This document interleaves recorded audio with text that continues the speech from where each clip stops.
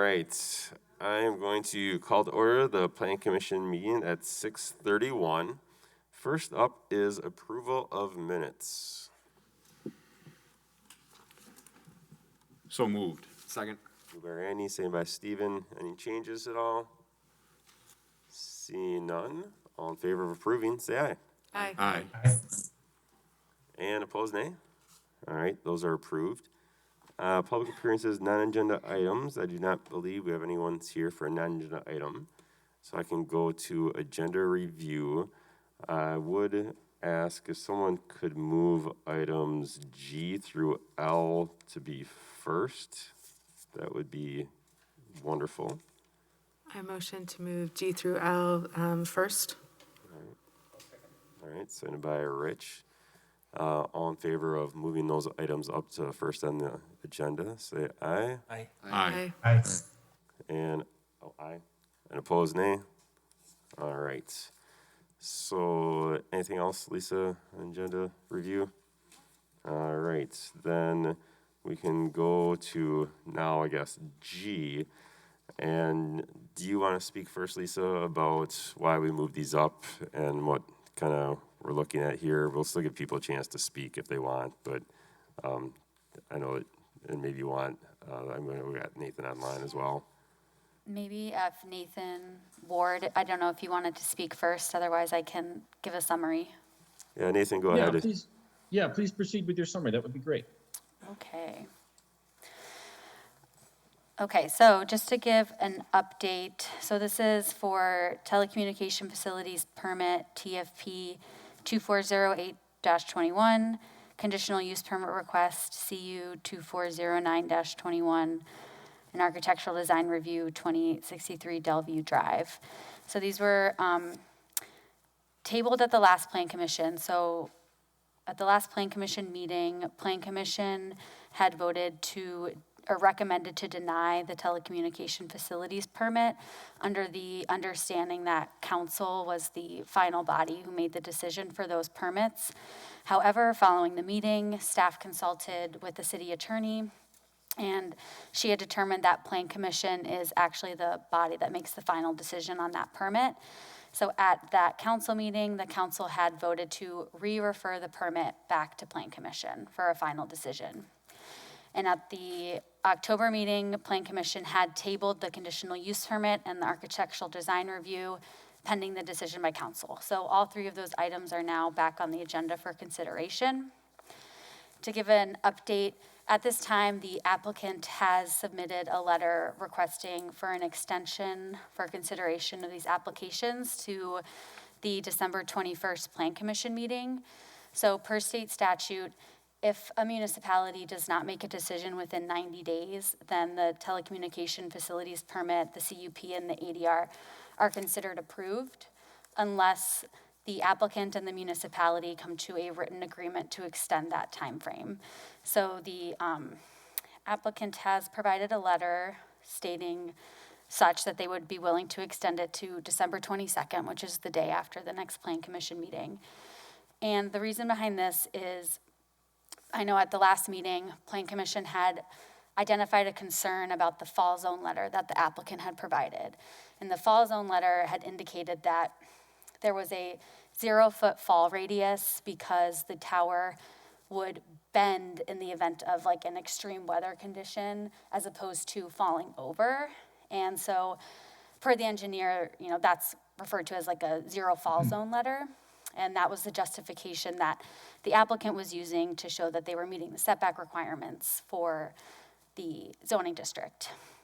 Following the meeting, city staff had contacted the applicant to note that we needed additional data to confirm the contents of the fall zone letter. And that happened following the Director of Public Works contacting various consultants who would be able to verify the contents of the fall zone letter to determine if that was accurate and to determine if we could actually figure out where the tower would bend, because if it were to bend at 60 feet or 10 feet, it makes a big difference. So that was something that the city was hoping to verify by hiring a consultant to do that review. The consultant had indicated that they needed additional structural data for the tower to complete that kind of a review. So we made that request to the applicant. but we were unable to obtain the data prior to this meeting and in time for a consultant to do a third-party review. So that's why the applicant has agreed to extend that timeline with the hopes that before the next meeting, we will have obtained that data from the applicant and been able to conduct a third-party review to better understand what happens to the tower in the event of extreme weather. So that's where we are right now, and I can share the screen. And the City Attorney Valerie, and as well as the Director of Public Works Bill Balke, are also on the line. They could potentially answer questions if needed. So if Plan Commission is amenable to extending the timeline, which would be the recommendation of staff as well as the City Attorney, they could choose to do so in a motion, and staff would just ask.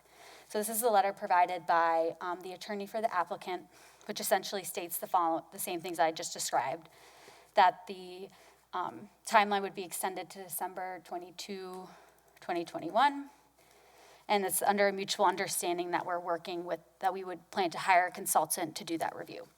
And then I would just sign this as staff as an agreement for the City of Fitchburg. So if you do choose to postpone the application to the next Plan Commission meeting, we would just ask that you direct staff to sign this letter on behalf of the city. So that's sort of the update. And then per the agenda, we do have a public hearing for the telecommunication facilities permit. And if Plan Commission chooses to do so, we have also have it on the agenda that you could choose to go into a closed session to receive legal advice from the city attorney. If you feel that you're able to postpone the application without doing that, then you don't need to make a motion to go into the closed session. But we do still need to have the public hearings for all of the items that say so on the agenda. So, long story short for the people here is that the recommendation is that we postpone the telecommunications tower. We're still trying to get better information to ease the concerns that we have as a planning commission, which I think are still out there and very relevant. And the applicant has agreed to that extension. If they hadn't agreed to that, then we would have had to make a decision tonight. But the recommendation is that we're getting more information. We still have a lot of concerns that haven't been answered as a city and as a planning commission. And so we want to postpone this until the next meeting in December at this point. I can still call on people if they would like to come up and speak, though. We do have the public hearing, and we do ask, just a reminder, that people do speak for 3 minutes or less.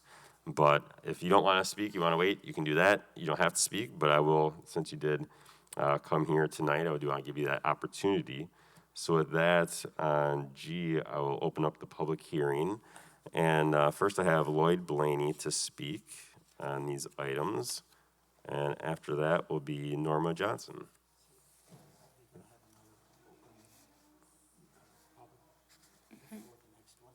The next meeting they can speak, I'm going to speak at the next meeting as well, absolutely. Yeah. Welcome. I'm the owner of the property at 2862 Glacier Valley. It's 14 acres, has the highest point in Fitchburg. I think I sent a letter to everybody concerned about that. Can't hear you. Make sure you get a little closer to the mic, please. And I'm completely flummoxed as to why the applicant never contacted me about locating this tower on my property. Not so much because I want to get the rent out of it, but simply because it seems to me that inasmuch as my property is the highest point in Fitchburg, that would be a logical place to put a tower, and there are no houses or anything around it that would be affected by it. It would barely be visible by any of the people who are objecting now, or any of the people who are likely to object to the location I'm talking about. The other properties around it all belong to Promega, and once again, there's nothing there. I mean, there's trees, and that's about it. In addition to that, in addition to my property, I'm told by other people who've looked around that there are other places that are suitable that would not be visible from Fish Hatchery Road, or at least barely visible, and certainly wouldn't be subject to the objections of diminished property values that the other people who are objecting to this are talking about. In addition, I have some doubt whether other people who are directly affected by this ever got notice of what's going on here, because Mr. Parnell sold his residence, which is the lot that is right on the corner of Glacier Valley Road and Delview. He sold this during the pendency of this application, and I don't know that buyer ever got notice of it.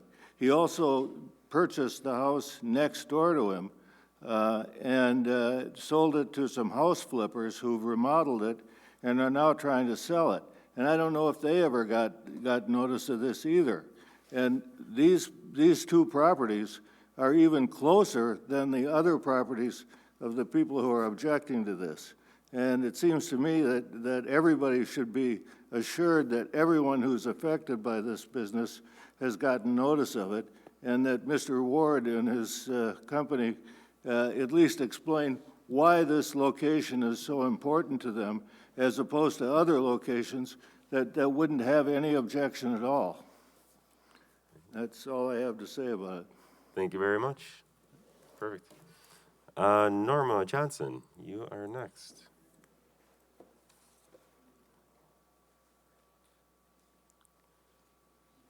And then Don will be after that.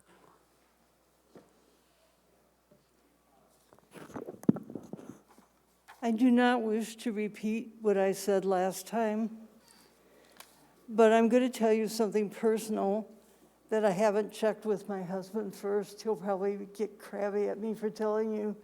He went to a cardiologist last week. He has a pacemaker. And during that meeting, he asked the doctor, would that tower and the emissions from it affect it? And the doctor said, very much so. I've been married to him for 60 years. I don't want him to die. And I don't want this tower to be responsible. It must not be built where you intend or where it is intended to be built. Thank you. Thank you. And Don Johnson is next, and after that will be Jim Markart.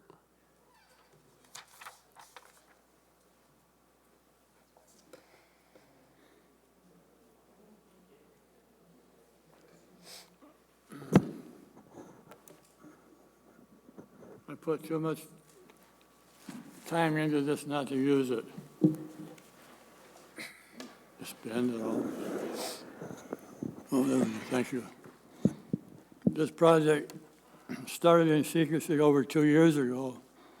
The reason is cheap land, good location for their so-called needs, low expenses for preparation and construction. Turning a peaceful, quiet neighborhood into an industrial park at the stroke of a pen is what these people are asking. I'm talking about Verizon, Dish Network, and Central States Towers. As I say to all my copious robocallers, who asked you to call? Who asked these corporations to come in and disturb my peace and quiet?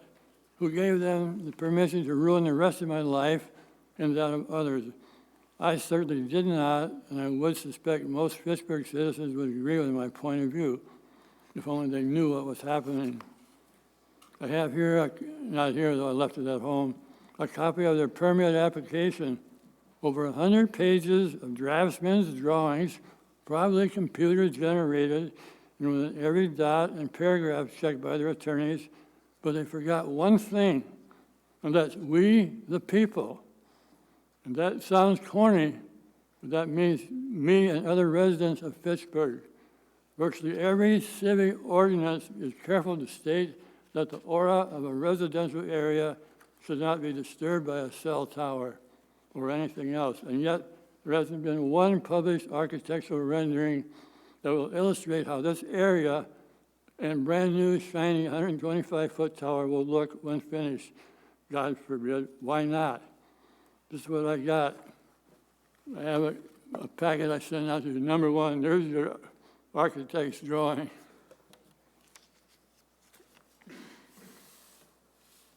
Architectural drawing.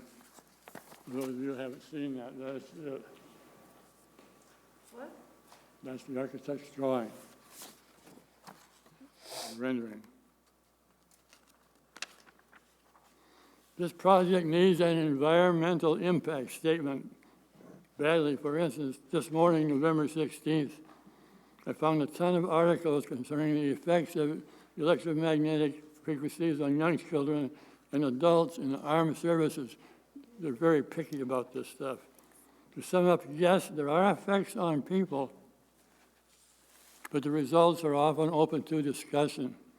Part of the problem is the studies are based on short-lived exposure to the EM fields, not an exposure in a continuous manner, such as though emanating from a nearby cell tower.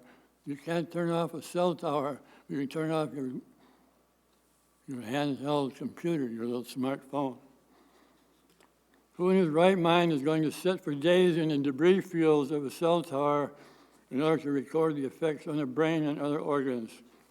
These companies on a permit application seem to completely forget that they're dealing with real live human beings here and charge ahead with their project no matter the value of human life. Here's a sample of the studies, both of these from Europe, which seem to take these effects more seriously than the USA, and that's number 2. When a recent courting ruling from Cedarburg, Wisconsin, has already mandated that you can pass these laws without worry. So a copy of Article 3. I hope you all have that. Tower crashes, though seldom, apparently happen often enough to prove the point of having a minimum tower size site of at least 2 acres, which is mandated by the League of Wisconsin Municipalities. Last time here I said 4 acres. I was wrong. Just somewhere in my head and never left. You were right. You can, The lot in question is slightly over half an acre, which is 4 times too small. 4 times too small. The proposed tower is a couple hundred feet from the busiest highway in the area and would be visible to thousands of motorists each day. Plus, this industrialization of a residential area is bound to be noticed by the thousands of citizens who drive past the tower each and every day. The projected tower base is close to a street, W Drive, and due to an ordinance dealing with the falling down on neighboring land can't be moved further back in the lot. The choice is to place the tower closer to human habitation and dam the torpedoes. That's drawing number 4. You can see if they move the drawing back some, you they're could going to fall on the wrap up line. that. I'm almost done. thank you.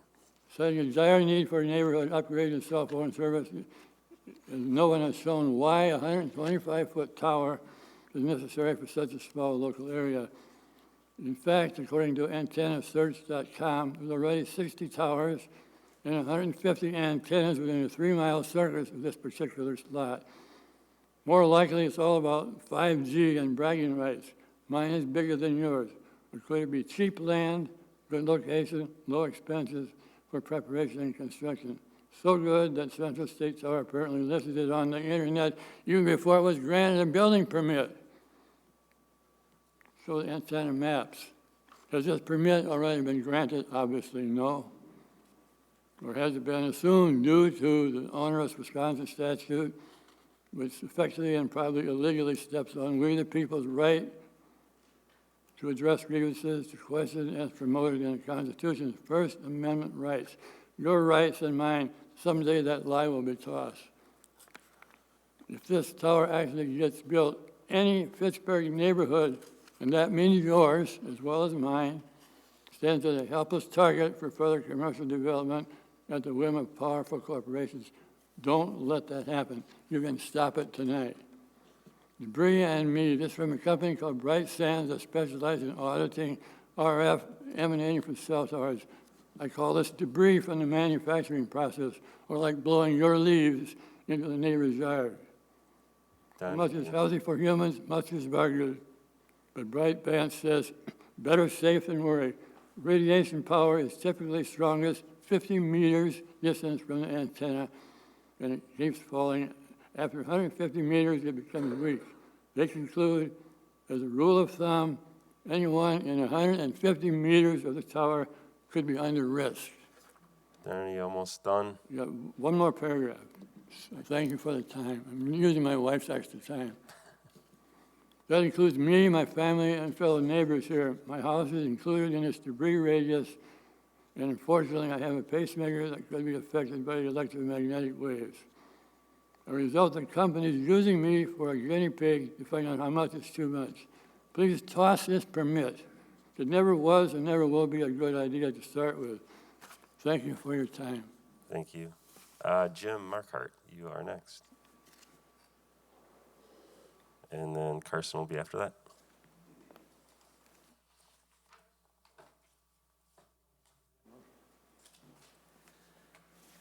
I'll try to make this quick. I'm Jim Markwart. I'm the tenant at Lloyd Blaney's property at 2862 Glacier Valley Road, which is right across the street from this proposed location. Like Lloyd said, I don't think he mentioned, one of the things other than being 50 foot taller, that location is only 300 yards away from, or less than 300 yards from where they want to put this tower. I believe they have to do some kind of search ring radius and provide a sworn affidavit that they did such. Lloyd never got contacted.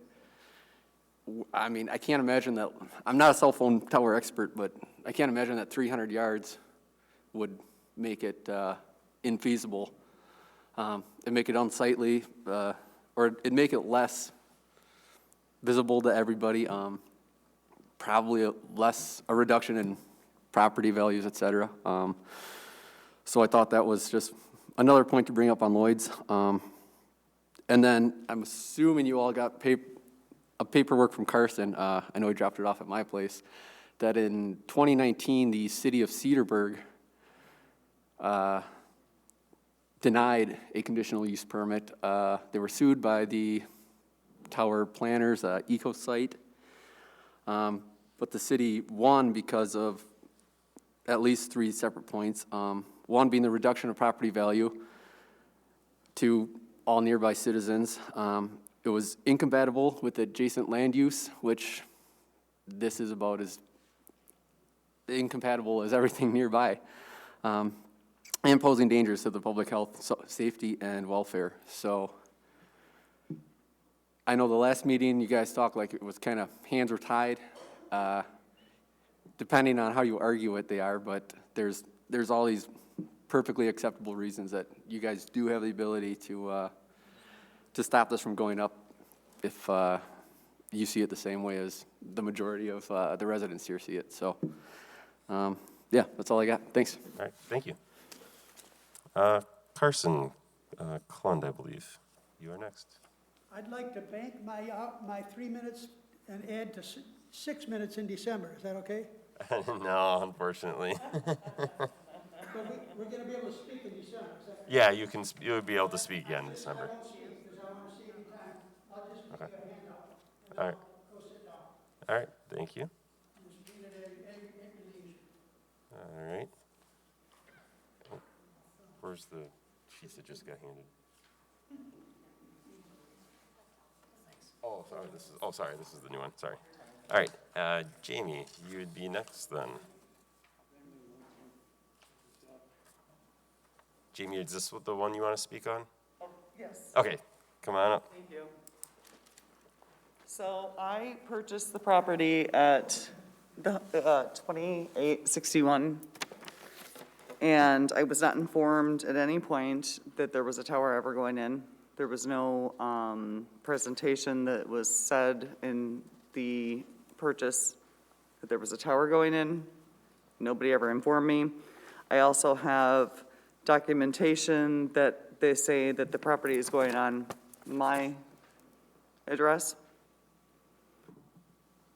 So therefore, I'm confused as to, it says 2861 Delview Drive, and that's my house.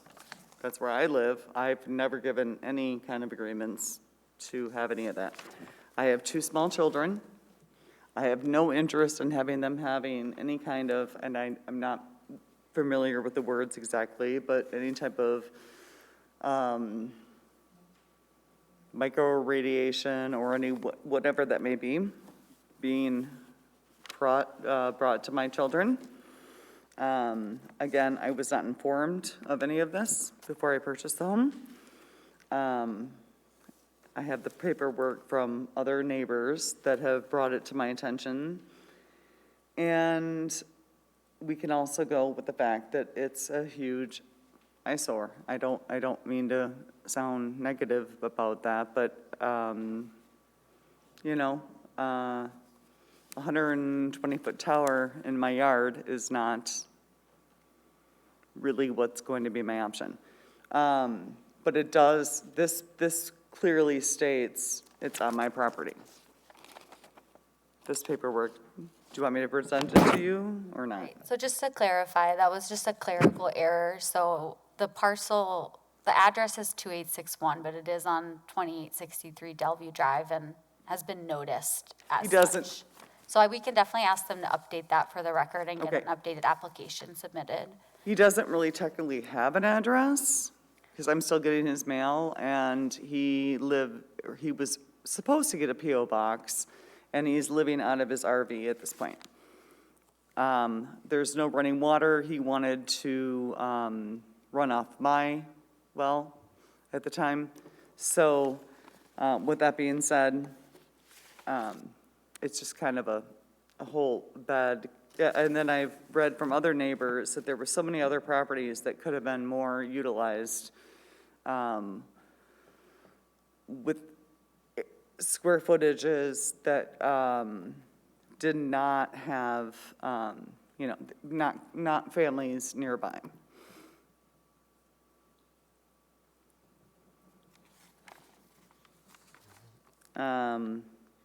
Yeah, as of right now, are we going to end this at this scenario, or can we continue to appeal if it doesn't go any further, or how does this work?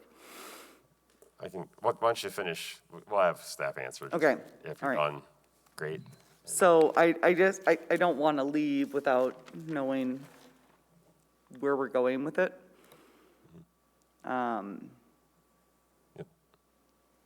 Yeah, are you done? And then we can, I suppose. all right, great. Thank you. All right. Lisa, do you want to just? Sure, so I can just briefly go over the process. So in terms of the, I guess, next steps is that Plan Commission can choose to postpone the item to the December 21st Plan Commission meeting. And then we would again have a public hearing. We would notify the nearby residents, and we would have a similar hearing as today. At that time, Plan Commission could make a decision to approve, postpone, or deny. If the city, and then they would make, so they are the final body, I guess, to make the decision. So once Plan Commission denies the related permits, that would be the decision. And then per city ordinance, the applicant does have 5 days to file an appeal to council. And then council would consider that appeal to the Plan Commission decision. And then per state statute, the applicant can also take the item to circuit court. Anything other than that, I would probably defer to the city attorney to discuss. But that's just per ordinance and state statute.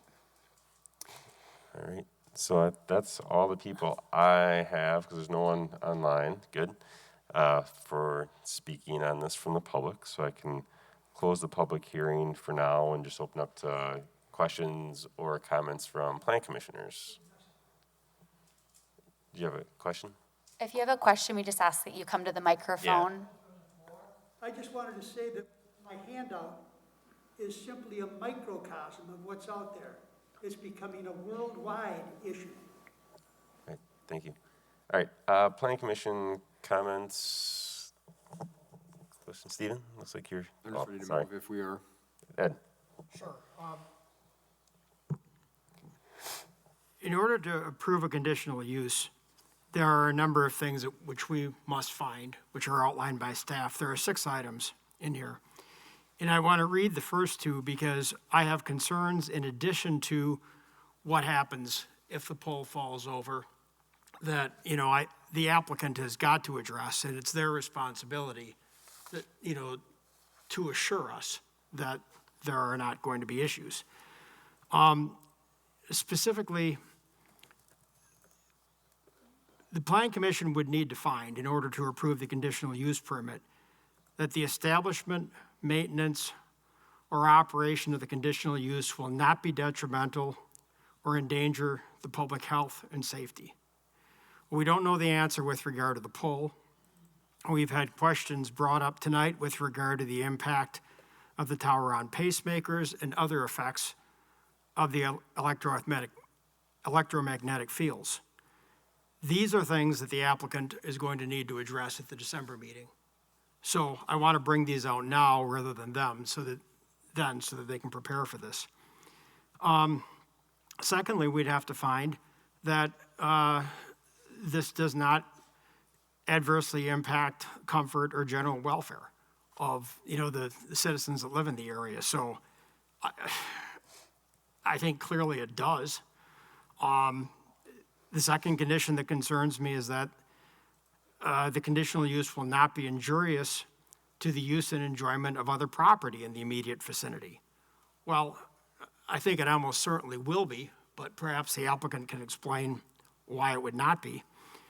And it also must not substantially diminish and impair property values within the neighborhood.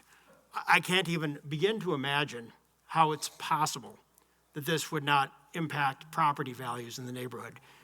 If you had an identical house right next to this pole to a house somewhere else in Fitchburg, and you had a choice which one you're going to buy, I mean, maybe the applicant can explain to me that people want such good cell reception that they want to be right next to the pole. That's the only reason I can possibly imagine for choosing that house. Outside of that, I think you're nuts, right? So, applicant, please explain this to us. There are other locations where you could go. I think Mr. Blaney has brought up a very viable alternative. I really don't see how you can get past, the requirements that you'd have to meet under our conditional use. But you got between now and our December meeting, perhaps, to figure that out. And really, seriously, you're Verizon, right? I mean, everyone here is listening to you. Everyone knows who's doing this. So do you really want this kind of publicity? If you don't think you can get past this, why fight it? Just go find another location that works and doesn't create these problems. That's all I've got. Rich, you want? I had a question for you. Sure. Do we really need to postpone this till December, or could we vote today to just deny? We don't have to postpone it. All right. No. All right. Emily, do you? Oh, I was just going to say that I'm personally in favor of postponing it so that we can see the consultant's work about the poll and have that to really help justify our decision. I think it will make it stronger. Any other comments at all? As normal, Emily's right. All right. I mean, I share Ed's concerns, and I think, one of it is I'm still not convinced they've exhausted all possibilities based on what we've heard from some of the residents as well that aren't quite as detrimental to the neighborhood. So, all right.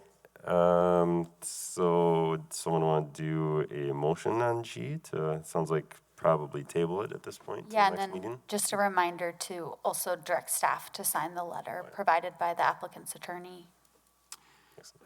I would move to postpone all of these related items to the December 21st. Let's do a moment at a time, because I still got to technically open the public hearing on K. Oh, are you going to? Well, I'm going to open it and close it. Okay, go ahead. I'll hold off. All right. I guess I'll go to the public. Yeah, this is a little bit off. I think maybe you need Yeah, to we take need action. to do action on each one individually. Each one individually. Yeah. I guess H, we don't have to, Just because say we don't the want to go into closed TFP. session. For G, just start with just G. Postpone and direct staff to. That's for the TFP. Okay. All right, I'll move to postpone item G, which is the telecommunications facilities permit and direct staff to agree to the extension to December 22nd and to authorize Lisa to sign on behalf of the City and Plan Commission. Second. Seconded by Randy. All in favor, say it. Oh, Aye. yeah, there is, yeah. We're doing this on the 22nd. So We're that's meeting when on the the extension 21st. is the 22nd, so we can do action the night of the 21st. Yep. All right, sorry. Had to clarify that. All right, all in favor of postponing to our December meeting, say aye. Aye. Aye. And opposed, nay. All right. H, I don't think anyone wants to go into closed session, so I can just go by that unless someone wants to go into closed session. I don't know why you would. All right, and then we don't need I either as part of that. J, do you want to do a motion on this one, Ed? Do you also want to, we don't need to continue directing staff to sign the agreement, I'm guessing. Okay. Yeah, I guess J is really the same motion because that's also for the permit. So that would actually be the action with regard to the permit, so Okay. the same motion. All right. Same motion by Ed on J. Is there a second? Second. Second by Randy. All in favor of postponing J as well, say aye. Aye. Aye. Aye. And opposed, nay.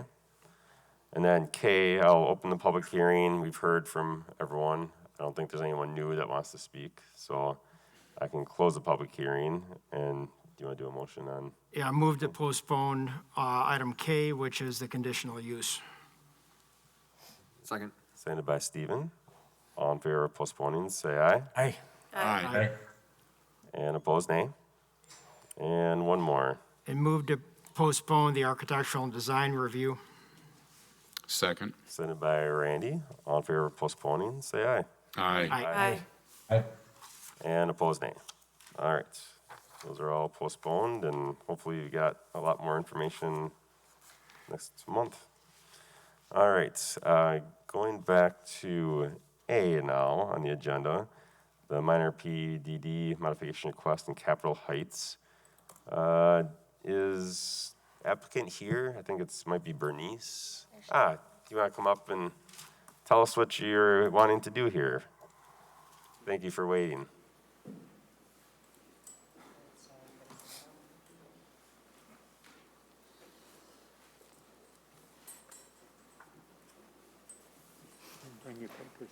Oh, yeah.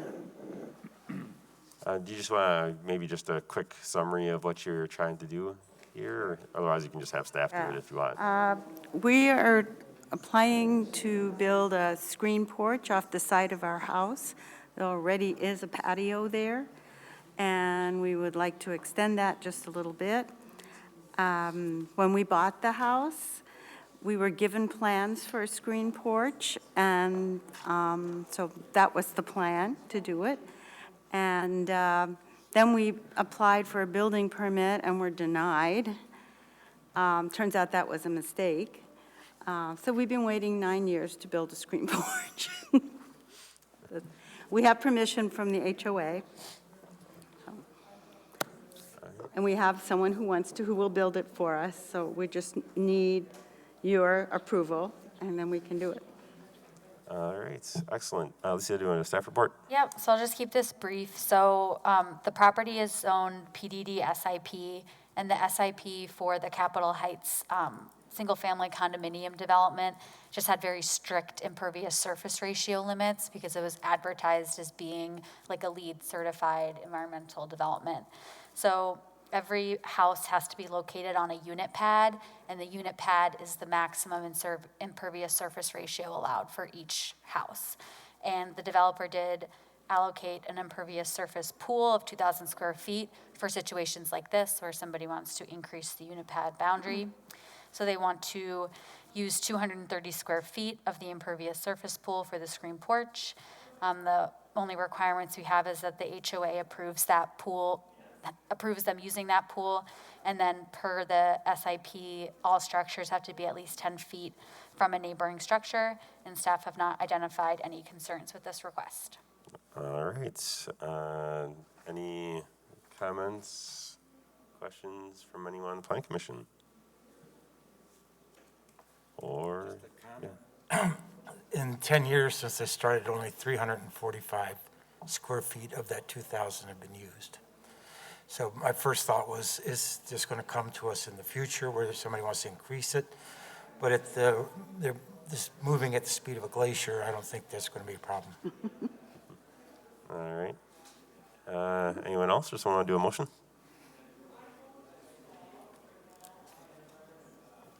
I motion to approve the minor PDD modification request in Capitol Heights with one condition as outlined by staff. Second. Seconded by Stephen. All right, all in favor of approving, say aye. Aye. Aye. And opposed, nay. All right, Thank you. you're approved. Thank you very much. So just a quick question, what do we do now? Apply for a building permit? Yeah, so now you can apply for the permit. Now we can apply? Okay. Yep. Thank you. No more mosquitoes. Yeah. Well, they're still there. The mosquitoes are still there. You just can't get in. All right, B.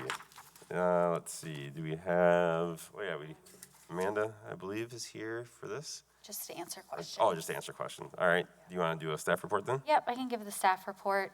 So I'm sharing my screen here.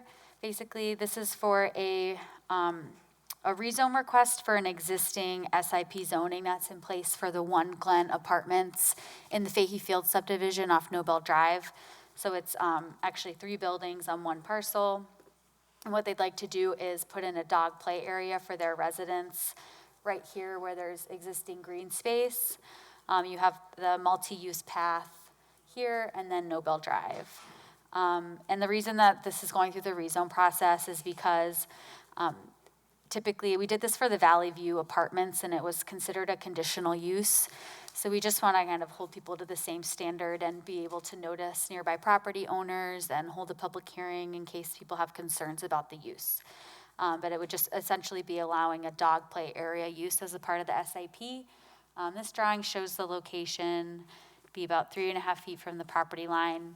And then just for a matter of record, it does show this path here across the dog play area, but that was actually not constructed due to some steep grading next to the path that didn't make that path connection feasible. So that would not be there, it would just be a grass area.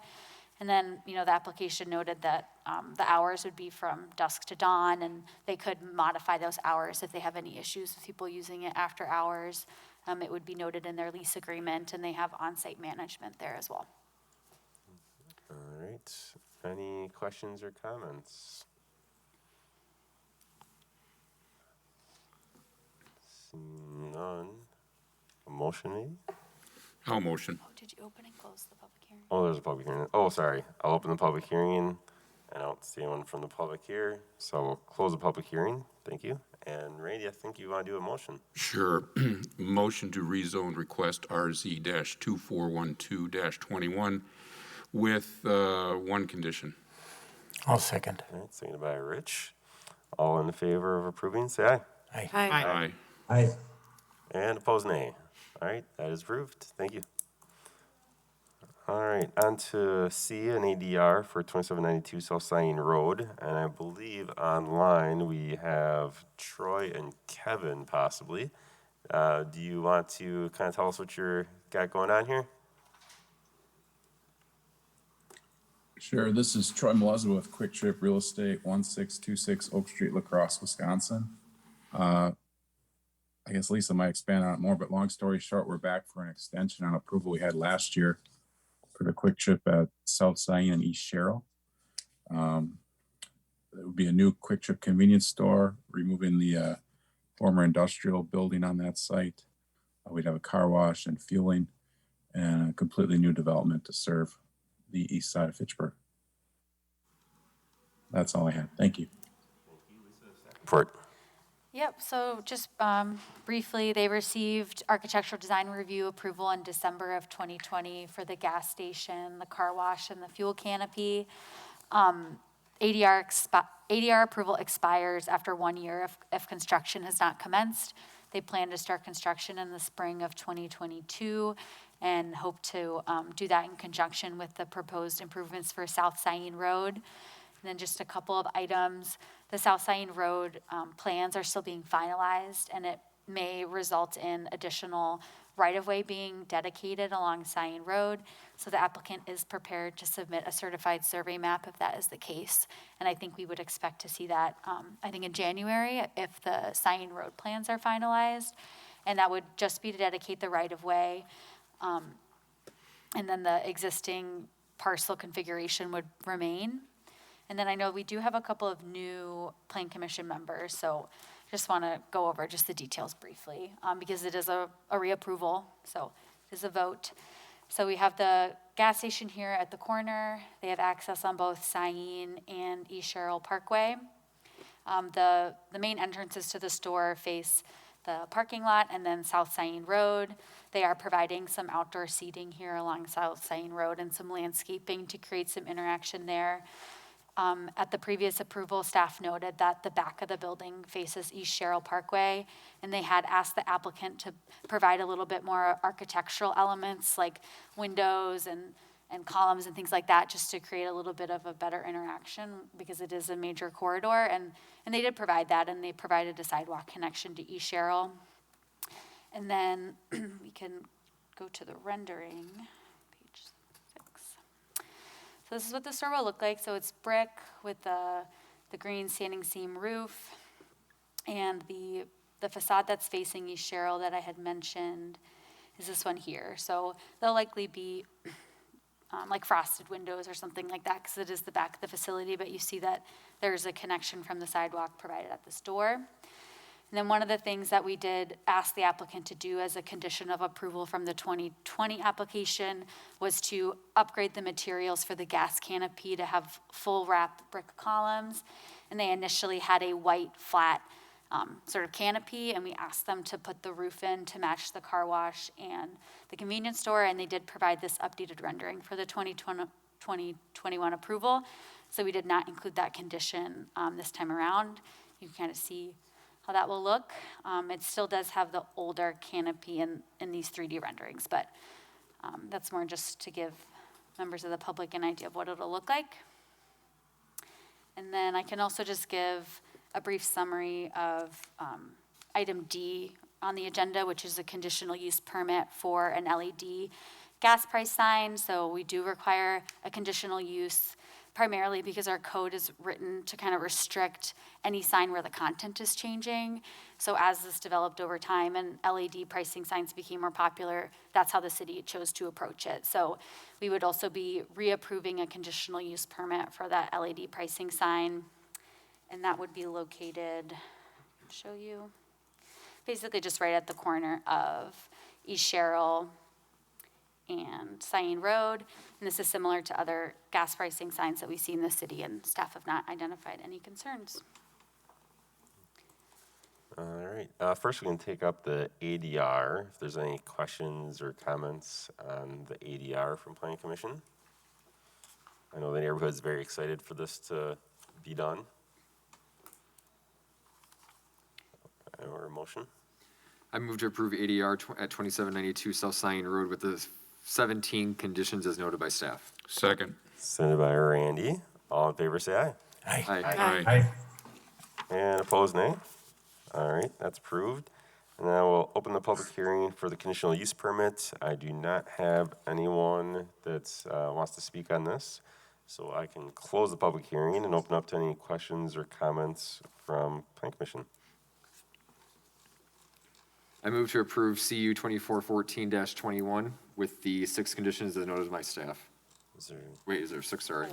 Four. Four. Second. Signed by Emily. All in favor, say aye. Aye. Aye. Aye. Aye. And opposed, nay. All right, that is approved. Thank you for your time. And we can move on to E, the final plat request for 241321.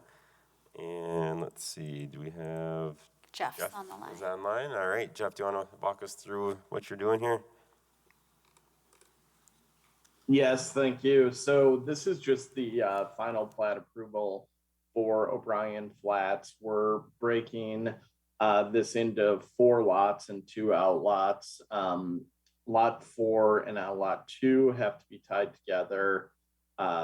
And that's basically just an entry into the farm there. And then lot 2 will be the lot that Edgewood plans to build their facility on. So I think we received preliminary approval from the plan and the full council. And the next step was just come back to the group for the final approval. And then Lisa, we've got a few remaining items that are required to be met before we sign the final plat. That's my understanding. Excellent. Lisa, do you want to do staff report? Sure, so this should look familiar as it's the same as the preliminary plat that Plan Commission considered previously. A lot of the unresolved issues like access on lot 4, things like that have been resolved. Just for the record, want to state a couple of things. So this will require a subdivision improvement agreement as a sidewalk will be required to be installed. The memo says lot 3, but that should stay lot 2. So apologies for that, just a correction. The sidewalk would be installed along lot 2. So we would have an SIA for this final plat. And then there are a couple of assessments and fees that would have to be paid before the final plat is signed. And then one other note as well, you can see lot 4 here in the middle where we're separating off the existing farm residence. So that is a farm consolidation lot, and it would need to be rezoned from exclusive agriculture to rural residential. And the applicant has submitted an application for December to rezone that property, and we would want to have the rezone approved before the city would sign the final plat. So we will be doing that next month and then be able to proceed. And then there are 8 conditions.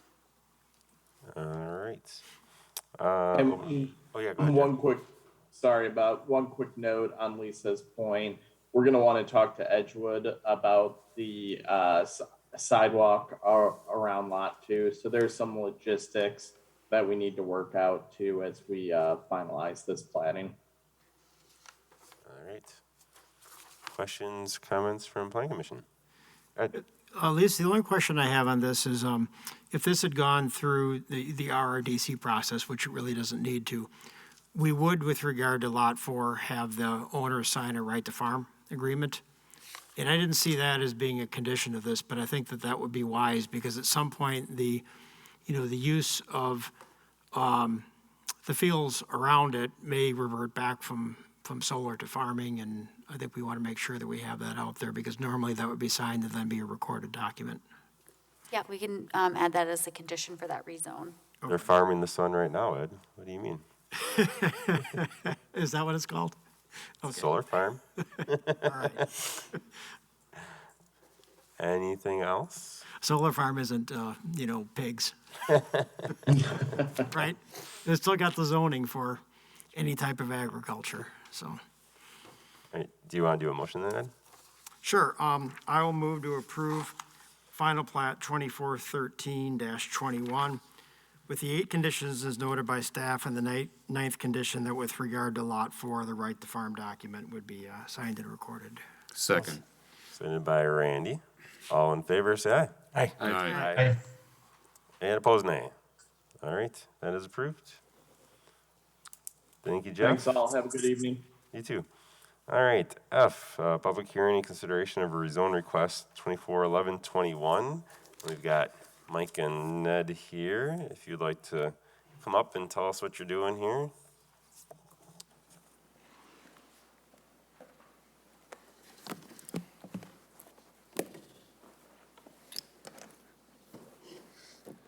Good evening. Good evening. Hi. We are going to go through a brief summary of our newest project, which is Lot 22, Maple Lawn Heights, which is just behind, if you're not familiar, where the UW Credit Union is off of Hatchery Road. We have a proposal to rezone this from transitional agriculture zoning currently to a PDD, which would include a mixed-use development project with 170 residential apartment units on 4 floors over covered parking with a partial green roof amenity and about 10,500 square feet of commercial in a 2-story high, but one level of commercial that would be oriented towards facing Fish Hatchery Road. We, just a little bit about us, in venture capital, we've developed 6 different buildings, either as joint development partners with McGrath Property Group or on our own as the lead developer. Our most recent building was Terrace Point, which opened on June 1st, just off Fish Hatchery Road, and hopefully we will see many of you tomorrow for the ribbon cutting ceremony for that road, which thankfully It's done? is done. One of the reasons we built Terrace Point was because of that Fish Hatchery Road redevelopment and kind of a revitalization of the entire corridor here, which we're very excited to be a part of. I think we will, that's a brief overview of what we're planning. I think we'll take you through as much detail as you want in terms of the layout and the site plans and kind of units, particularly the parking, particularly some of the amenities that we're proposing for the building, and then open it up to explore in more detail some questions you might have. Ned, do you have any starters to share? I think I would just sort of add that this is within the North Fish Hatchery sort of visioning area. We're trying to achieve kind of the level of density and sort of urban kind of development that is anticipated by that sort of visioning document. While you can see greenery on some of the maps, this is a site that has already been cleared by Bowman Farms, the owner, as part of the works around the Fish Hatchery kind of redevelopment. And the Ochala Drive has already been sort of built essentially to the east to connect to this property from a new signalized intersection there. So we're tying in with that, and we propose to, at the city's request, extend Ochala all the way to Index Road and to build that infrastructure as part of our proposed sort of development as well.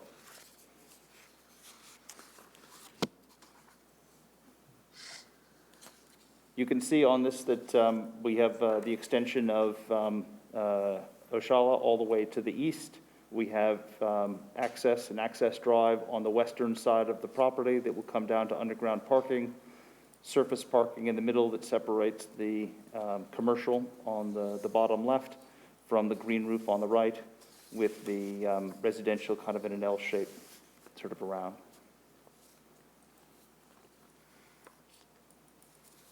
If you can advance the slide.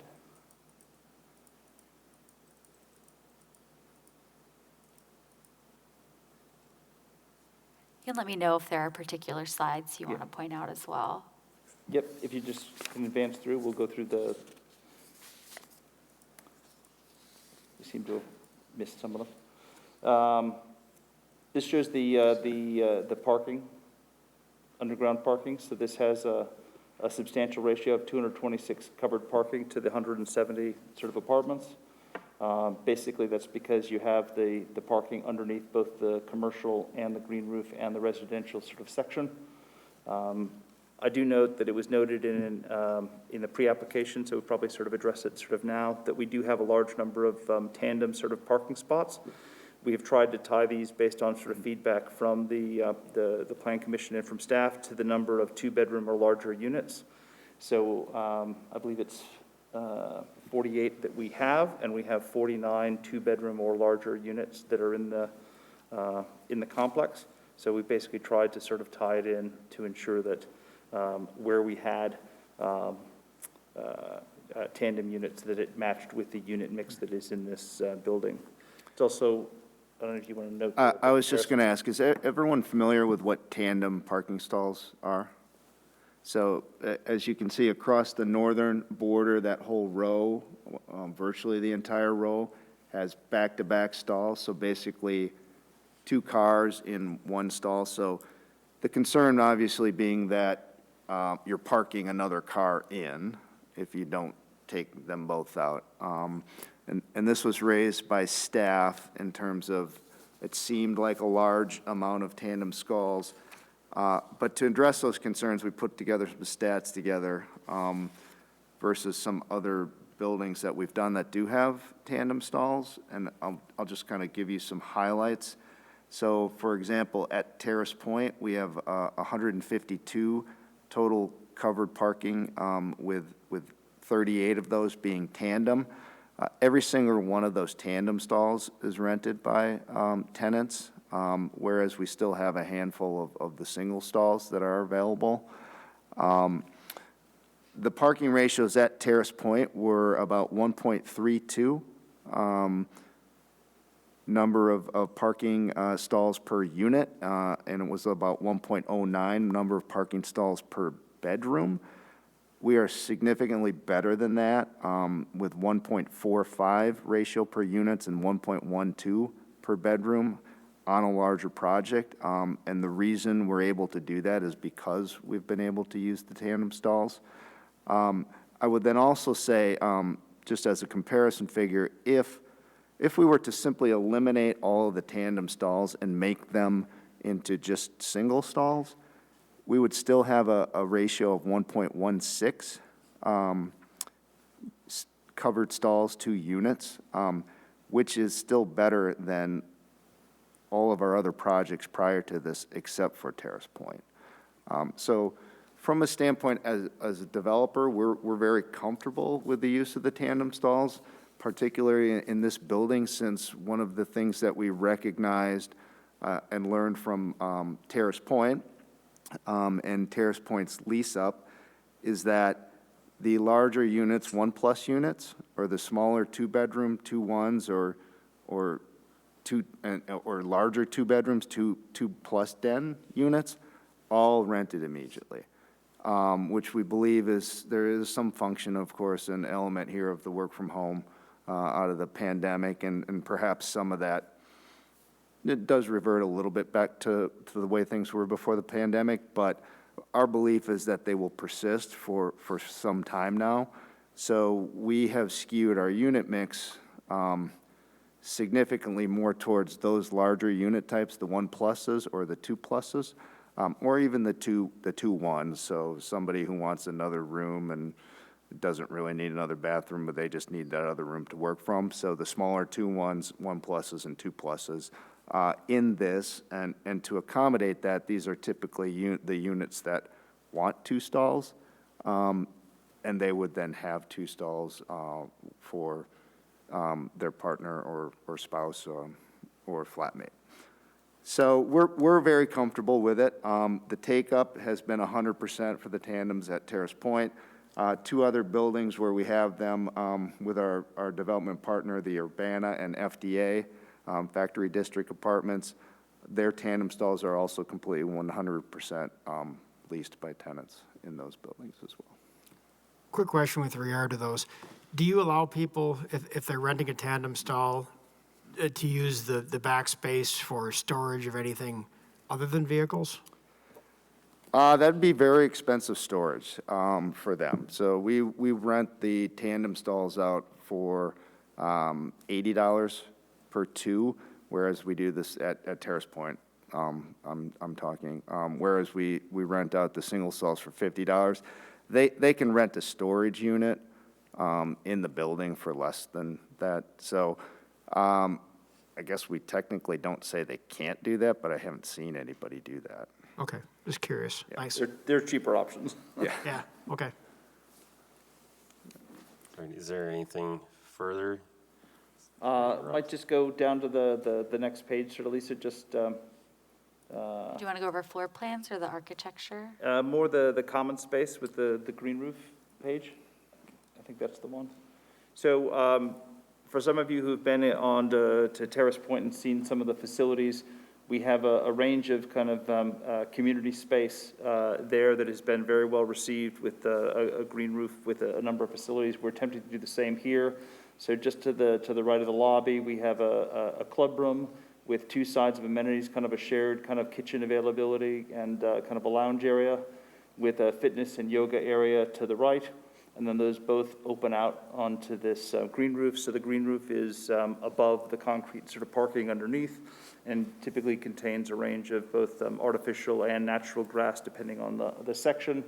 Some grills, some seating areas, some landscaping, and some platforms for activities that then kind of ties in. So it all delivers a kind of a superior experience for the tenants. And it was so popular at Terrace Point that if you go to the very next, it could be the second slide, on the third floor, you slide to the left. One more. On top of the commercial space, we've actually added a second kind of club room, amenity room sort of here. So you'll actually have one on the third floor that then goes out onto another roof deck with its own set of amenities, so that we now have kind of 2 or 3 different areas where the tenants can go and have a more social sort of experience outside of their individual kind of rooms. So we think those things add a level of distinctiveness and amenity to the project that distinguishes it from just a simple apartment building or commercial space. I think that covers most of the distinctive features of the building, unless there's anything else you wanted to add? No, unless there are more questions on some of those, we could talk all night long. I know the mayor knows I like to talk, so. But we did ask Brian Wolf, who's our lead architect, and who's been designing the exteriors, to kind of join us on Zoom. And it would be remiss of us if we didn't have him brag a little bit about some of the exterior finishes and tell you what he's got planned for those, because they really do look spectacular. Unless Brian, are you still on? Oh, we lost him. We'll have to Oh, dear, well. We might still look at back at that page. Yeah, I was just gonna make sure there wasn't an email lingering that something went wrong, but I don't see anything, so I'll go ahead and share again.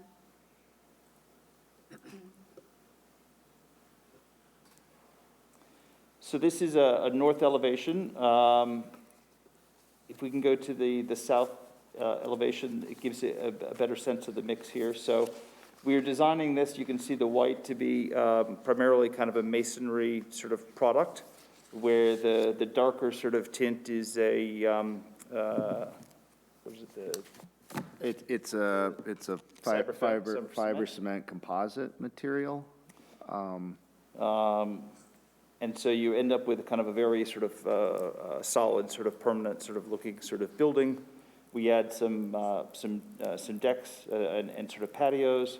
Another stone sort of layered to distinguish down sort of below. It's sort of at the parking level for what sort of is exposed. And on the left side, sort of the commercial, you can see that we're using a distinctive, slightly different color of the fiber cement to really call out the commercial space that you'll see then from Fish Hatchery sort of road as the first thing you see as you drive up to the building on the new Achalla Drive extension. We got some very kind of specific feedback and good feedback and guidance from city staff about a building that has some gravitas and some permanence. I think we've accomplished that. We have primarily two kind of finished materials. It's masonry and brick, and then this fiber cement composite, which is a phenomenal looking exterior finish. If you do come to the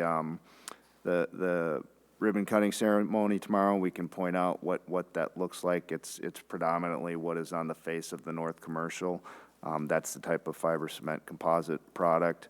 And we have a nice, solid stone Renaissance kind of base for this. So 2 materials primarily, very, very, I would say, enduring.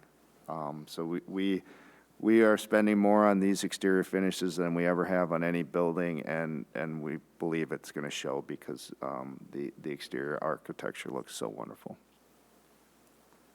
All right, with that, we can do staff report. Sure. So you guys should be familiar with the project as we've had the pre-application meeting, and it's, I think, primarily consistent with what was proposed at that time. So as they've mentioned, they have 170 units and 10,450 square feet of commercial space, with that commercial space being the end of the building facing Fish Hatchery Road. And would have a direct connection to Fish Hatchery Road. They kind of went over detail on the parking, so they have a 1.45 parking ratio for residential, and then they do have one space per 300 square feet for the commercial space, so that's sort of the city standard for commercial, and as we see in a lot of PDD projects is that they tend to be below the 2-to-1 parking ratio that we see, but that seems to be the standard for PDD projects. They provided, I think, some good justification for why PDD zoning is appropriate, which is detailed in the memo, which is helpful when evaluating the PDD projects. Other things to note, there are some minor changes from the pre-application, but I think generally it's consistent. So, we have a minor increase in the density by 6 units, but we do also have a corresponding increase in the parking ratio. And then we see a minor decrease in the commercial parking spaces.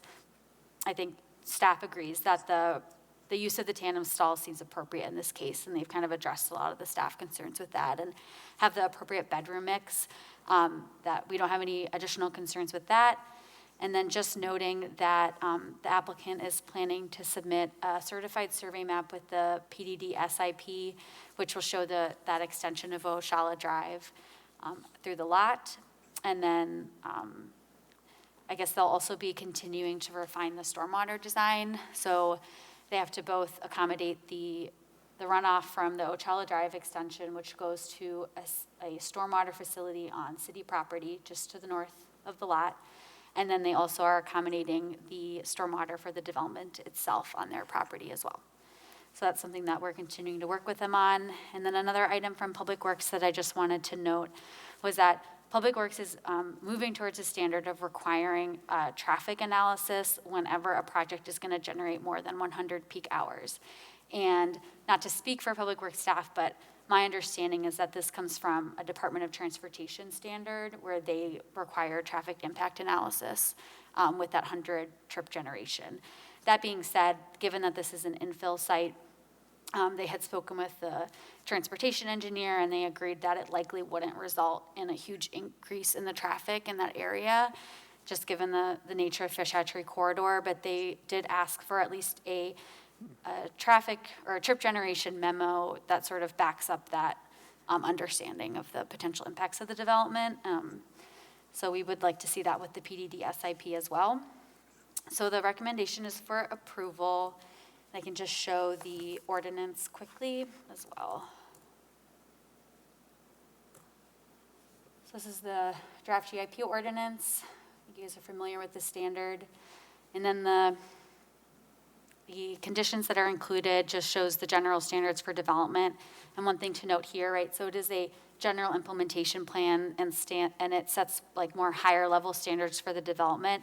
But with the PDD SIP, we would be expecting these standards to be specific to the development. So some of these are a little bit more general about the density and the impervious surface ratio and the parking ratios, but we would update this to actually reflect the expectations for the development. So we would be seeing the 1.45 parking minimum, things like that, as well as the setbacks are outlined here.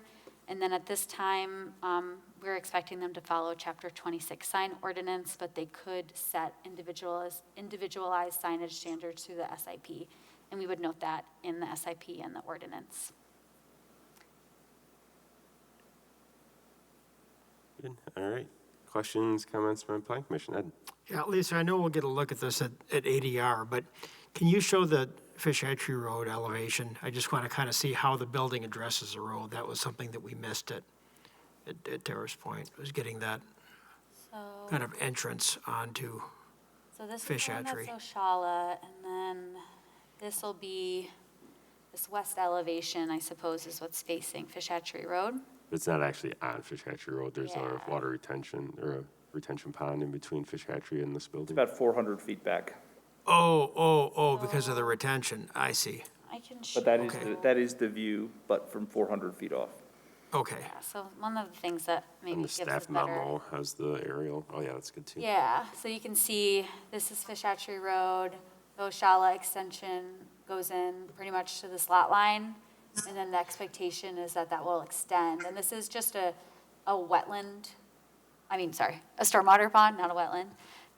So there, it is open, from the retail space. And I think we'd mentioned a little that, yeah, it doesn't have, frontage on Fish Hatchery Road, but that the visibility, Got I it. think, is there. Yep. Okay, thanks. So if you were looking from Fish Hatchery, everything that is kind of parallel over and then goes north, it doesn't look like it because you can't really tell from this, but that is where you get your exposures. You would see it from Fish Hatchery, but as soon as you go further south past, then you really don't see the building because of the foliage and trees and the elevations on Fish Hatchery. So in our design, we've accounted for those are the areas that we specifically want to make sure are the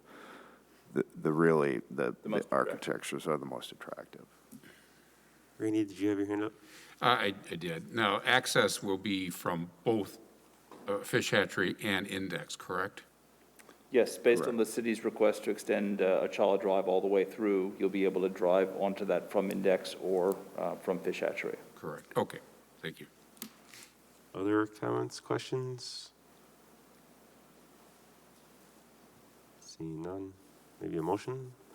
I'd move approval of RZ 2411-21 per the draft ordinance. Second. Seconded by Randy. All in favor, say aye.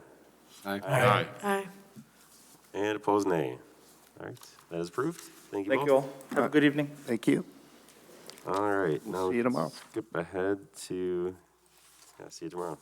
Skip ahead to M, resolution R21921, Edgewood College. And I know we've got a couple people here. If you'd like to come up and tell us what you got here, John and Al, that'd be great.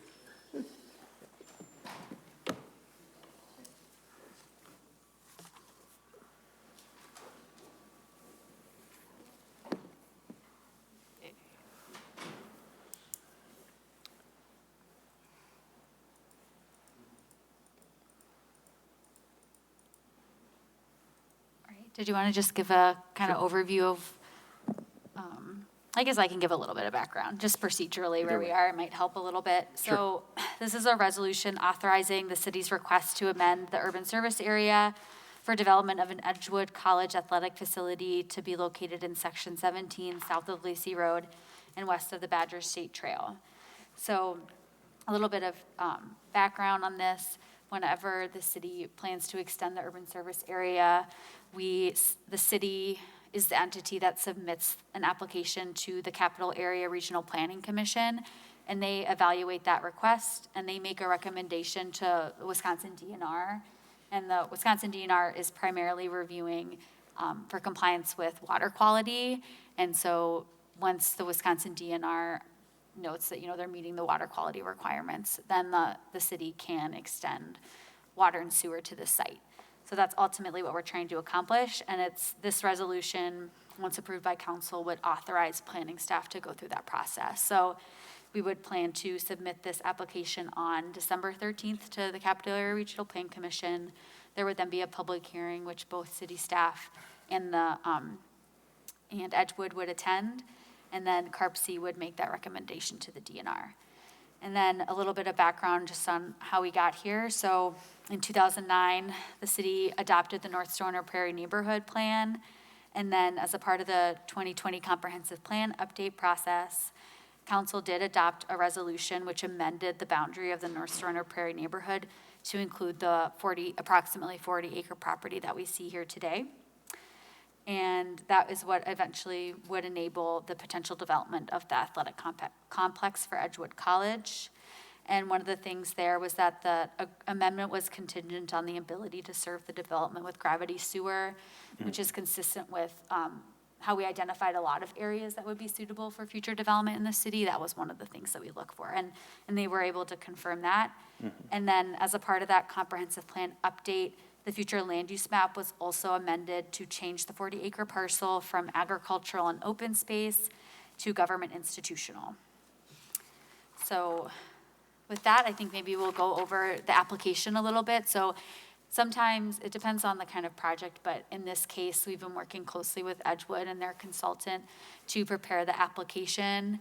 And then staff is primarily offering city support by providing data, as needed, and then we'll be making sure that it's complying with city policy. So I'll go over that after this about making sure that it's consistent with the city's comprehensive plan as well. All right. Thank you for the introduction, Lisa. And I don't know, Al, if you want to just briefly introduce yourself. Hello, everyone. Again, Al Brzak. I'm the Director of Athletics at Edgewood College, 539 Goldenrod Circle, Verona. And my name is John Kinnear, President with Rattler Corporation. We're located in Stevens Point, Wisconsin. Civil engineering and landscape architectural consultant to Edgewood College. Thank you for the introduction, Lisa, to the process. We've been working very closely with staff to develop this draft before you this evening, and are asking for the resolution to move to council so that we can begin the CARPC application process. And I'll briefly go through what we have in the document. This does fit within our timeline. As you saw, the final plat being approved this evening creates the lot that we are looking to develop. Just an introduction to the project. And to back up just a little bit, this is the format that's required by CARPC to provide. We took their outline of their report. We looked at previous submittals from the city of Fitchburg to CARPC so that we're consistent with the outline of what they're looking for information, and also what the city has submitted in past projects. So the first section, there's an introduction to the project. This is, again, approximately 42 acres, which is lot 2 of the plat of survey of the O'Brien Flats that we saw this evening. Site topography generally falls west-east across this site, and does fall to a kettle area in the east that's been determined and delineated a wetland, approximately 12 acres in the east-southeast portion of the site. It does fall consistently at about a 2% rate, so it's got good flow just naturally down to the low kettle area. It does fit, as Lisa mentioned, the consistency with the future land use plan. So plan consistency and need. Just briefly, Edgewood College has been looking for a site to accommodate an athletic and wellness campus for some time. The property here does meet that requirement and criteria. One of the advantages of the location of this site and the development proposed here is that it creates a buffer between the more industrial general business areas to the north, across Lacey Road to the north, and then the solar farms that are surrounding this property. It does create a open space buffer between those uses, and really creates a nice transition between those uses. The proposed development is consistent with the surrounding land uses, primarily open space, athletic fields. It's going to have a mix of stormwater ponds. The wetland areas being proposed to be restored. At this moment, it's farmed agricultural. There's soybean cuttings on there at this current time, so wetland restoration is also proposed. The surrounding areas then would have that transition there. We have looked at traffic, noise, and lighting. We don't feel this would not create any nuisance to surrounding land uses. We studied the traffic report that was done for the Lacey Road intersection design in June of 2021. Subsequently, we've had a traffic consultant create a memo to confirm the traffic movements in and out, that it was consistent with what the planners, traffic engineers had developed initially for the Lacey Road plans. It was. So we have that memo attached to this document as well, and you'll see that later on when we do get through the approval process.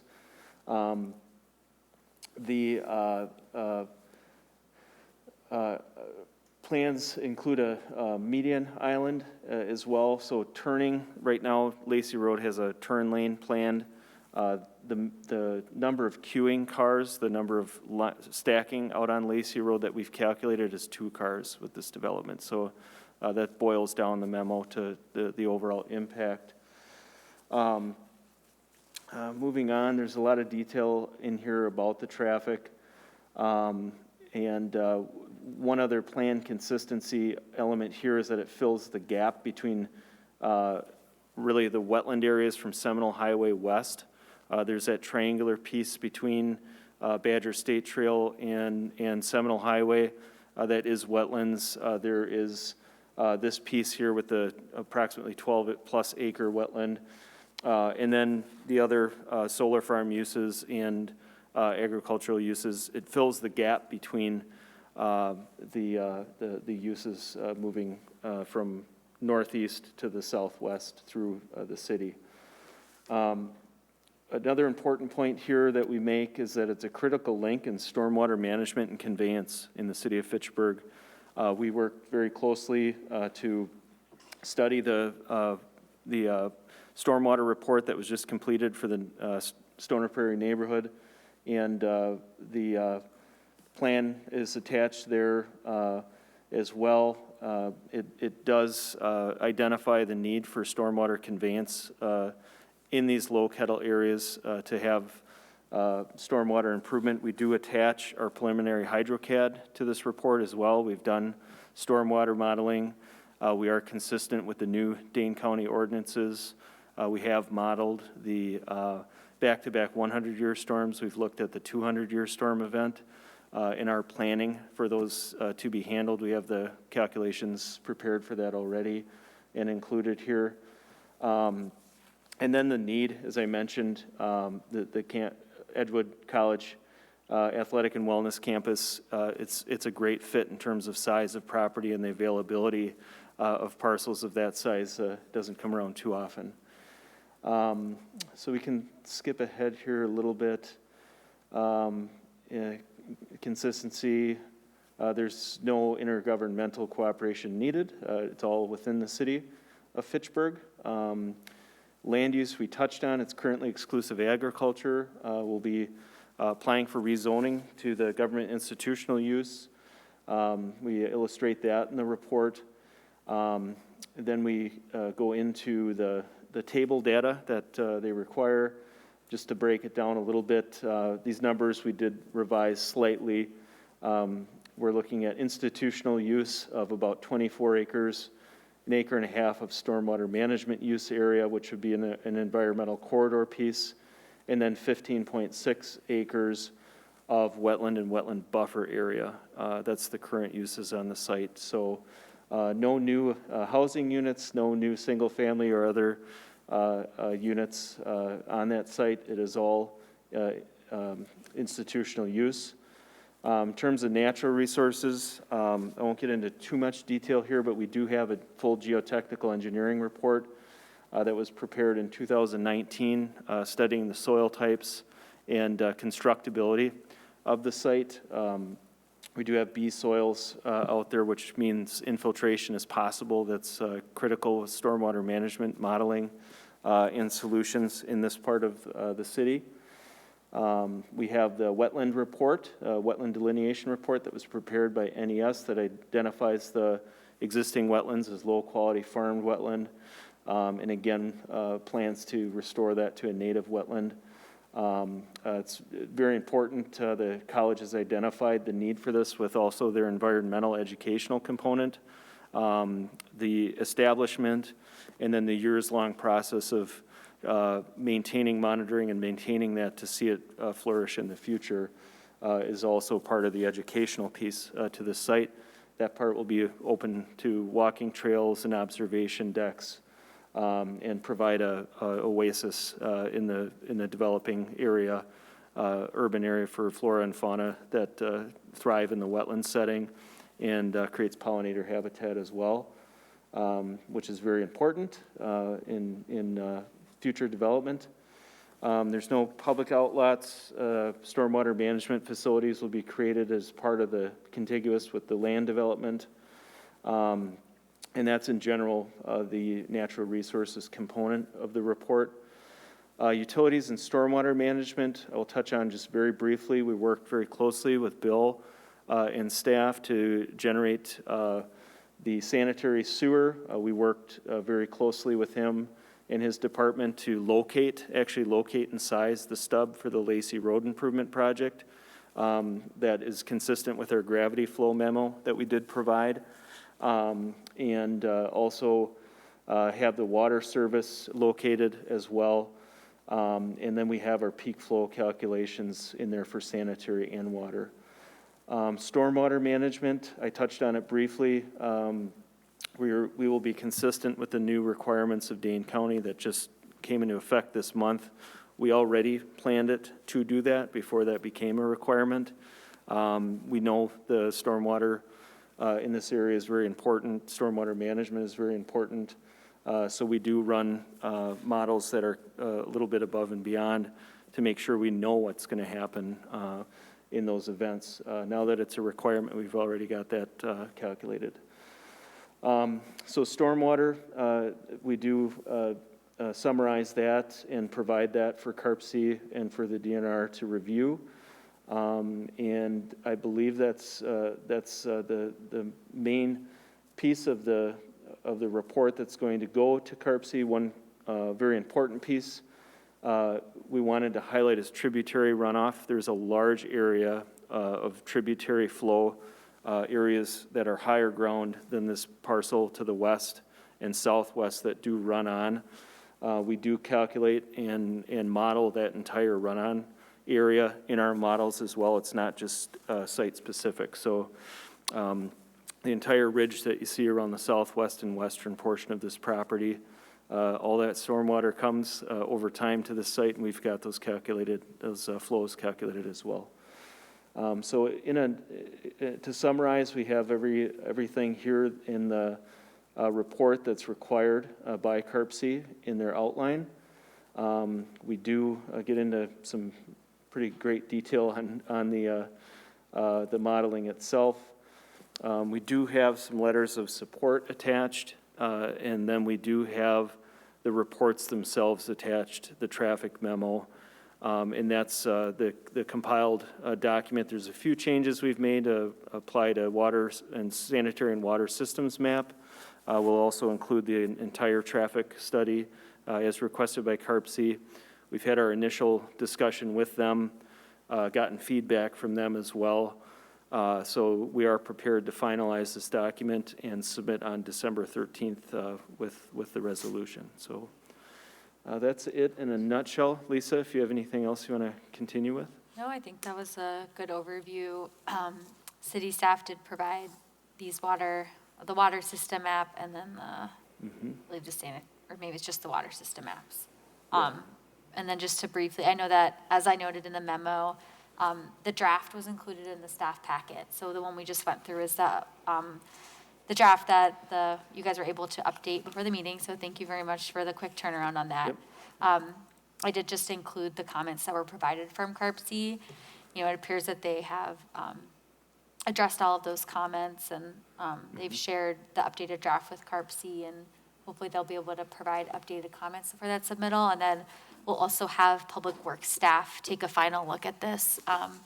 So they'll do a final review before we submit, but I don't anticipate like any major changes following the council review of the draft. But the timeline got a little bit fast here, so it's a bit of a quick turnaround, but I think we'll be good. And then Wade Thompson will actually be presenting at the CARP-C hearing on behalf of staff with the presentation as well as with the consultant. So I just wanted to quickly go over, primarily what Plan Commission is doing here is making sure that this proposal is consistent with the comprehensive plan. So we went over a little bit about the amendments that have been made in the last year, such as the amendment to the North Sorno Prairie neighborhood boundary, the change of the land use from ag and institutional. So I think, in those ways it is consistent with the comprehensive plan. And then just one other thing that we do have as a part of our comprehensive plan is the staging of our urban service area amendments. So as outlined in the staff memo, per the city's comprehensive plan, development on average shall not exceed 75 acres per year within the urban service area on a 5-year rolling average. And city development has stayed within this trend over time. So we do update that data every year. Unfortunately, we didn't have an intern last summer, and then this summer our intern wasn't able to complete it, but we do have that data as of June 2020. And we've maintained that below the 75 acre rolling average. And then the other element to consider as well is that the comprehensive plan also limits the amount of available developable land within the city's urban service area to 1,875 acres. So that number comes from basically 25 years of development at a rate of 75 acres per year, with some flexibility built in there. And if this additional 40 acres is brought in, we would still be below that 1,875 acre limit, so we would be complying with that policy. So in terms of a recommendation, the decision on whether or not to proceed with an urban service amendment request is a policy level decision for a plan commission and council, and we have included the resolution in the packet, which would authorize city staff to submit it. So plan commission is making a recommendation to approve the resolution. Maybe. Maybe, yes. If you choose so, it would be a recommendation to council rather than approving the resolution.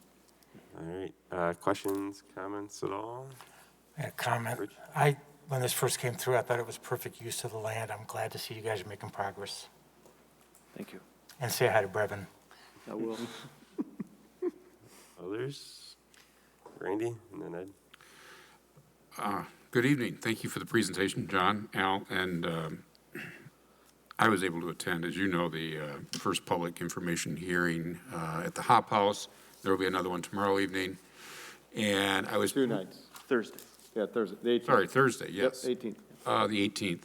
And I know this is a little bit out of the, probably out of the scope of what we're discussing, but just so that viewers at home understand, and it's always an important issue, is the stormwater. Mm-hmm. And it was interesting, the conversation that we had during that evening. Can you address some of that, some of those Sure. issues? I mean, I was taken back by some of the engineering that has gone into this project that I just was not aware of, such as the turf and that holding of the stormwater Right. below that turf, that considering there may be a big issue from water coming from the west to the wetlands. So if you could go into more detail, I'd appreciate it. Sure, absolutely. And just this morning, we did tour the site with the current landowner to get a real feel and understanding for I mentioned the tributary flow. So not only are we handling the stormwater and managing it for the 40-acre parcel itself, we're looking at all that surrounding land and the run-on to this land from the surrounding areas, which is a large area. If you look at the ridge out there, you can really see what stormwater is coming onto the site. And then once we calculate that, we have a run-on flow, a time of concentration, which is how long it takes for that water to actually get to the site, get through it, and then what do we do with it? So actually having that opportunity to go through that with the landowner physically on the site really answered a lot of questions. So it was good discussion that was generated, and a lot of understanding came from just looking at how that flows. It takes time for that water to get to the site. And there are several different methods of stormwater management that we will utilize. There's TSS removal and treatment of the dirty water, the water that's going to be falling on parking and drives. That's being handled through a wet detention pond for suspended solid removal and treatment, and then peak flow reduction as well through a series of inlets and control structures that are going to meter the water for the 210, all the storm events that are required up to the back-to-back 100 and 200-year storms. The run-on water, we're going to take a look at how we can capture and convey that at the beginning of its flow through the site so that we can begin to control it and slow it down and really meter when it gets to certain places on the site and when it actually discharges. It will get treated before it reaches the wetland area. Ultimately, everything's going to be treated, then discharged to the low kettle area, and then exit the site through the 18-inch culvert. There's an 18-inch culvert underneath Badger State Trail that runs east, then south, then back southwest. That's the general stormwater flow. On-site treatment, there's several synthetic turf surface athletic fields proposed.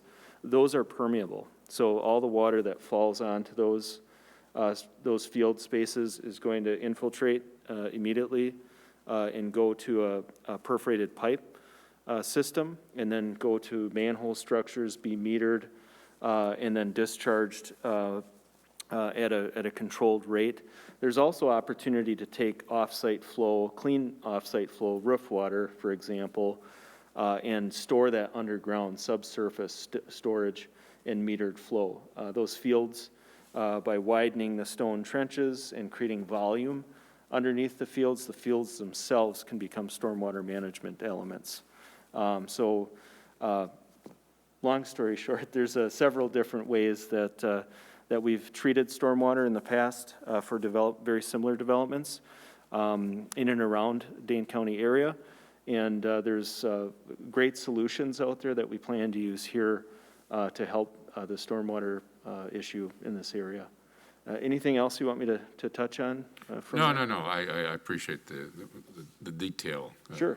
And because stormwater is such a big issue here in the Fitchburg area. And, yeah. Well, anyway, you and I had great, lengthy discussion on that issue. So at that time. So thank you. Thank you.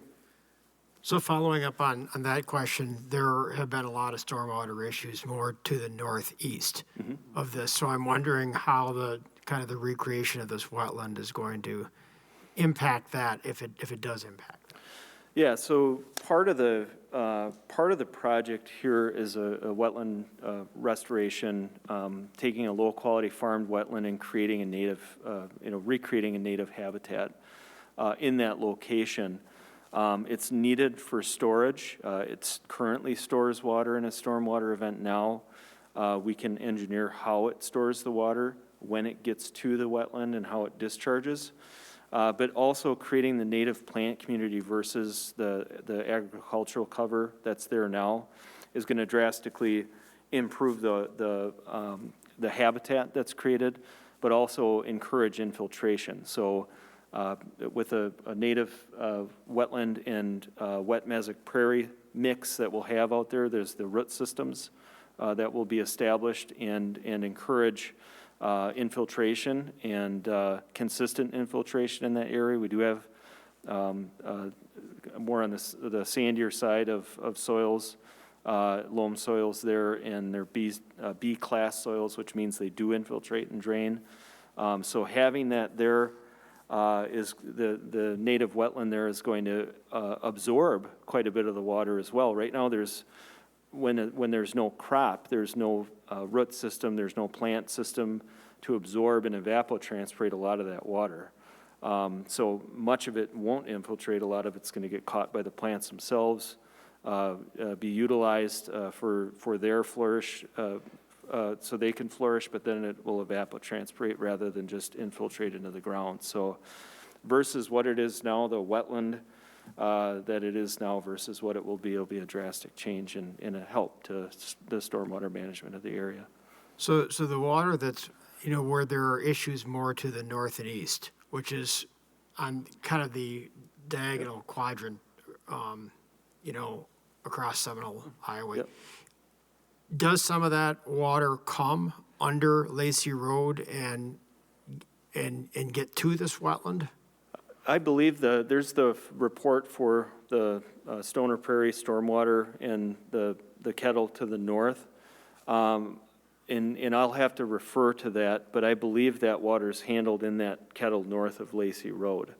And it does explain in great detail how that's going to be handled.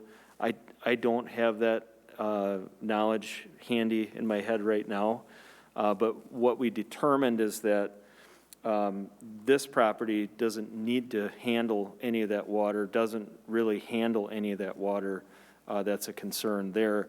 It has its own tributary flow and contributes to runoff to the south and southwest that we'll need to control. But there isn't a great quantity that we identified coming from the northeast.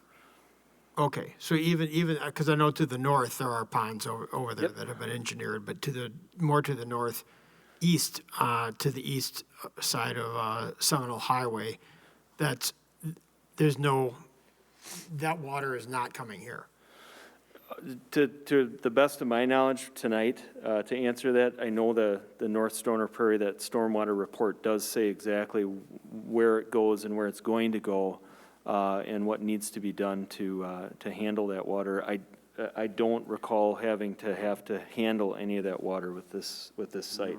Okay. I don't believe there's a measurable amount that comes across Seminole Highway into this site. Yep. And we'll have all of that data in great detail, all the modeling complete when we do come in for our rezoning and all of those approvals that will follow our inclusion in the USA and CARP-C and DNR approval. Then we can move forward with rezoning. Definitely have that information. But that's to the best of my knowledge answer that I have for you on that. Yep. A couple other questions. You mentioned walking trails. You're talking about boardwalks also in the area, in the wetland area, or not? So they'd be surrounding the wetland. They'd be but not out into it. There's 2 observation platforms that we have for both for educational use and for enjoyment for folks to come and observe nature. Those 2 platforms will be right up to the edge of the wetland. And by law, those have to be permeable trails, anything we put in there, so they can't be boardwalks or concrete or anything like that. Okay. And the reason I was asking the question, I know there are boardwalks, and I don't know whether they're Edgewoods along Lake Wingram. Oh, yeah. We have boardwalk along the lake, Some of those are in tough shape. They are. There are plans to be replaced, absolutely. Yeah.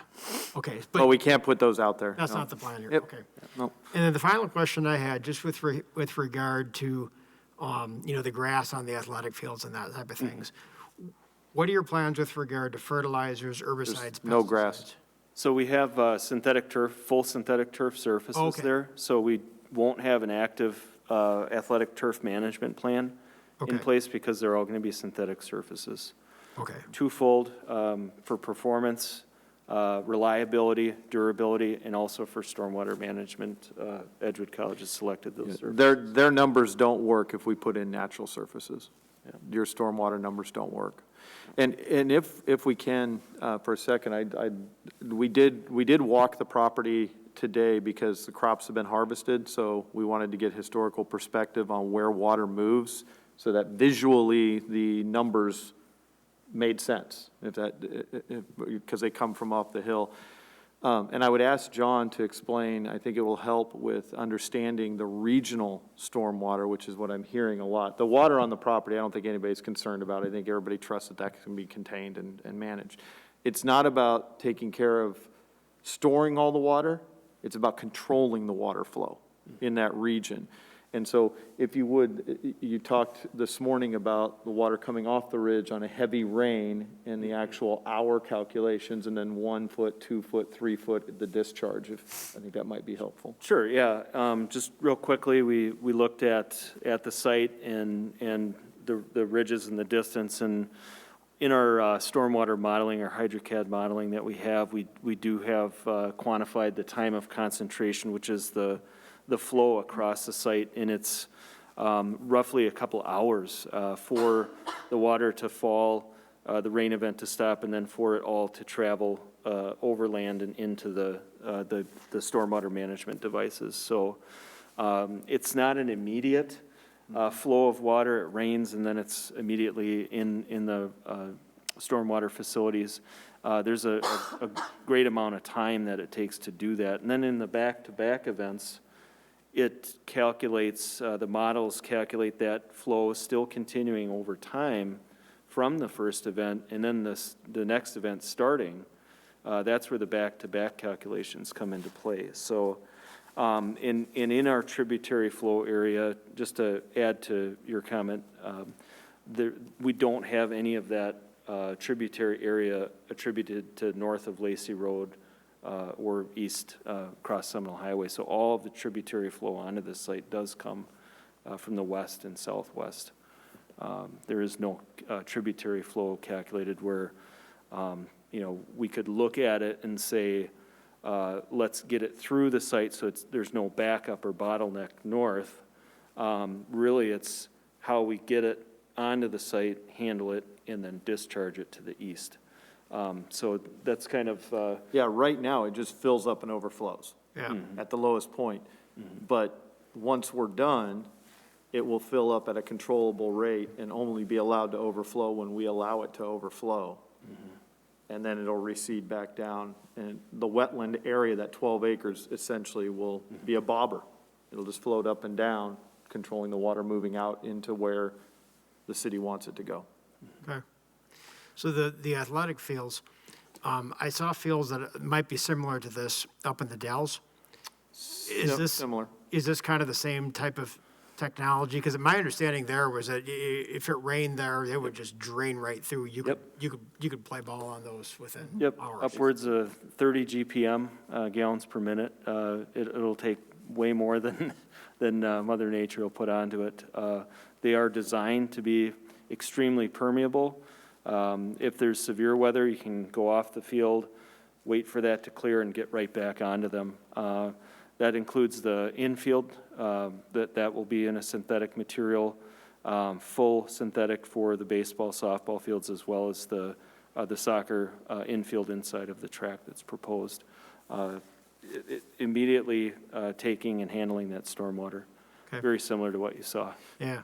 And more locally, if you want to get a good idea of what it can do for water flow and management, we just completed recently a project with Mesa over at Redden Soccer Park. Oh. And Cross Country Road was flooding consistently. Again, couldn't control the water into the retention ponds. By putting a synthetic field where there was a natural field, we've essentially eliminated the field's flooding upstream. And the last winter, even though it wasn't a real harsh winter, the ponds didn't even come close to getting to peak capacity. And that's just simply being able to control the water movement so it's not all coming in at one time. So if you go out there, you can take a look and see how that works real time. Great, thanks. Anyone else have any questions or comments? Well, maybe a motion, if nothing. Randy? Okay, motion to approve Resolution R-219-21. I'll second. Sent by Rich. All in favor, say aye. Aye. Aye. And opposed, nay. All right, that's approved. Thank you both. very much. Thank you very much. All right, one more item here, Resolution R-213-21. And do you want to do that? I don't have anyone here from the public, so it must be all you. So this one's pretty straightforward. This is the subdivision improvement agreement for the Inspiration at Swan Creek. So that's that CBRF townhouse duplex project from Fred DeVillers. And the reason that the subdivision improvement agreement, or it's an amendment to the subdivision improvement agreement, is coming to Plan Commission is because they are requesting a phasing plan. Just primarily, it makes the construction easier for them to do, I think, the CBRF separate from the townhomes and the duplexes. So Plan Commission is required to approve SAAs if there is a phasing plan. Any questions or comments? Stephen's ready to make a motion. I'm ready to move to approve Resolution R-213-21. Second. All right, all in favor, say aye. Aye. Aye. And opposed, nay. All right, that is approved. Any report from department? I think the application closed for the city planner, and they have 6 candidates that will be doing a presentation. I believe they're trying to do it on December 7th, and I imagine it will be open to others to attend, or is it closed? I don't think so. Oh, the presentation's closed. I don't Okay, think sorry so. about that. I But don't know for the sure. process is moving forward, so they hope to have the new city planner hired by January. All right. Any announcements? Seeing none, any motion to adjourn? So moved. Second. Moved by Ed, seconded by Steven. All in favor of adjourning, say aye. Aye. Opposed, nay. All right, we are adjourned. Thank you, everyone.